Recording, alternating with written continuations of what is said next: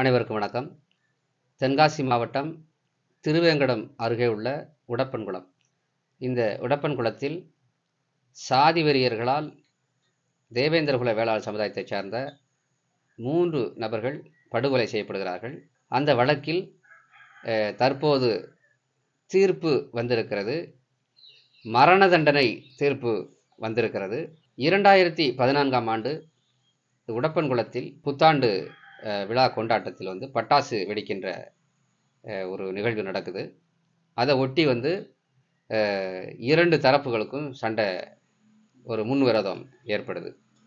அதைத் தொடர்ந்து ஒரு திருமண நிகழ்ச்சிக்காக அந்த உடப்பன்குளம் பகுதிக்கு கோயம்புத்தூர் மாவட்டம் துடியலூரை சேர்ந்த வேணுகோபால் முருகன் என்பவர் அந்த உடப்பன்குளத்துக்கு வராங்க. அந்த வந்த உடனே அவங்க சுப நிகழ்ச்சிகளை முடிச்சுட்டு ஊருக்கு போகிறாங்க, கோயம்புத்தூர் போகிறாங்க. அப்படி போகும்போது அவரை வழி எடுப்பதற்காக அந்த உடப்பன்குளத்தை சேர்ந்த காளிராஜ் என்பவர் இந்த 2 பேரையும் இருசக்கர வாகனத்தில் அமர்த்தி அவரை கூட்டிகிட்டு போகிறார்.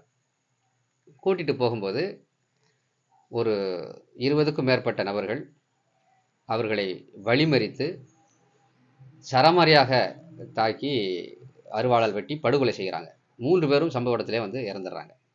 அப்போ அந்த நிலையில் அந்த டிஎஸ்பி சங்கரன்கோவில் டிஎஸ்பி விசாரணையின் அடிப்படையில் ஒரு 25 பேரை கைது செய்கிறாங்க, சாதி வெறியர்களை.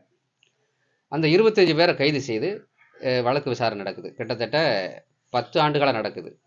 2014 வழக்கு ஏற்பட்டு 2024 ஆகுது. இன்றைய காலகட்டத்தில் 10 ஆண்டுகள் இந்த வழக்கு விசாரணை நடந்துகிட்டு இருக்கு. இந்த வழக்கு விசாரணையில் ஒரு 3 பேர் இடையில இறந்துடுறாங்க. ஜெயராம், பொன்ராஜ், சரவணன் ஆகிய 3 பேர் வழக்கு விசாரணை போதே இறந்துடுறாங்க. அப்போ மீதி 22 பேர்.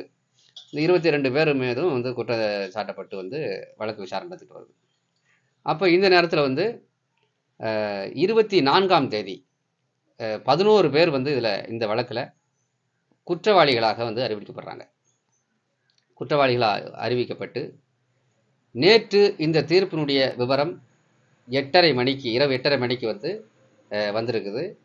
அந்த தீர்ப்பில் ஒரு வரலாற்று சிறப்புமிக்க தீர்ப்பாக அதை நம்ம பார்க்கலாம்.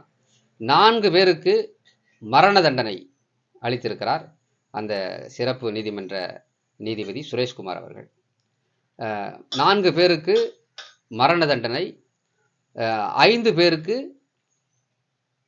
ஆயுள் தண்டனை, 2 பேருக்கு இரட்டை ஆயுள் தண்டனை என்று ஒரு தீர்ப்பு வழங்கியிருக்கிறாங்க. மீதி உள்ள 11 பேர் விடுதலை செய்யப்பட்டிருக்கிறார்கள். அவர்கள் மீது குற்றம் நிரூபிக்கப்படலை அப்படின்ற காரணத்தினால 11 பேர் விடுவிக்கப்பட்டிருக்கிறாங்க. 11 பேருக்கும் தண்டனை அளித்து திருநெல்வேலி SC/ST வன்கொடுமை நீதிமன்றம், சிறப்பு நீதிமன்றம் தீர்ப்பளித்திருக்கிறது. இது உண்மையிலே ஒரு வரலாற்று சிறப்புமிக்க தீர்ப்பு என்று தான் இதை நம்ம பார்க்க முடியுது. தொடர்ச்சியாக தென் மாவட்டங்களில் நடந்து வருகின்ற சாதி வெறி படுகொலைகளுக்கு இது ஒரு முற்றுப்புள்ளியாக அமையும் என்று தான் நாம் பார்க்க வேண்டியிருக்கிறது.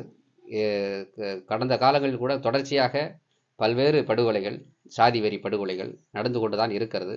இந்த வழக்கினுடைய தீர்ப்பை பார்த்தாவது அறிவால் கலாச்சாரத்தை தூக்கி பிடிக்கிறவர்கள், சாதி வெறியோடு அலையக்கூடியவர்கள் இந்த தண்டனையை பார்த்தாவது அவர்கள் திருந்துவார்கள் என்று நாம் நம்புவோம். அதன் அடிப்படையில் தொடர்ச்சியாக இன்னும் பல்வேறு வழக்குகள் விசாரணை நடந்து கொண்டு இருக்கிறது. பல்வேறு சாதி வெறியர்கள் நிச்சயமாக தண்டிக்கப்படுவார்கள். சாதி வெறி படுகொலை அவ்வளோ சீக்கிரம் சட்டத்தின் முன் யாரும் தப்பிவிட முடியாது என்பதுதான் இந்த நீதிமன்றத்தினுடைய தீர்ப்பு நமக்கு உணர்த்தக்கூடிய செய்தியாக இருக்கிறது. ஆகவே இந்த சாதி வெறியர்கள் இதை உற்று நோக்க வேண்டும். இன்றைக்கு வளர்ந்து வரக்கூடிய மாற்றங்கள், அரசியல் மாற்றங்கள் இதெல்லாம் கணக்கில் கொண்டு சாதி ரீதியாக செயல்படுவது எவ்வளவு பின்னடைவை ஏற்படுத்தும், தன்னுடைய குடும்பத்திற்கும் சமுதாயத்திற்கும் எவ்வளவு பின்னடைவை ஏற்படுத்தும் என்பதை இந்த தீர்ப்பின் மூலமாக அவர்கள் உணர வேண்டும். இன்றும் சிலர் சாதி வெறியை தூண்டுகின்ற விதமாக தொடர்ச்சியாக தென் மாவட்டங்களில் பேசிக் கொண்டிருக்கிறார்கள். அவர்கள் இந்த தீர்ப்பை பார்க்கணும், இது எப்படி தீர்ப்பு வந்திருக்குன்னு சொல்லிட்டு.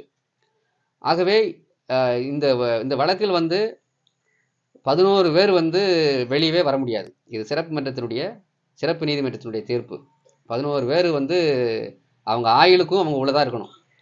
இதுல வந்து 4 பேர் வந்து மரண தண்டனை வேற கொடுத்துருக்காங்க. சாதி வெறியோடு அருவாள் தூக்குறவர்கள், படுகொலை செய்ய முற்படுகிறவர்கள் வந்து இந்த வழக்கை முன்னுதாரணமாக கொண்டு திருந்தி வர வேண்டும் என்பதுதான் நம்முடைய விருப்பமாக இருக்கிறது.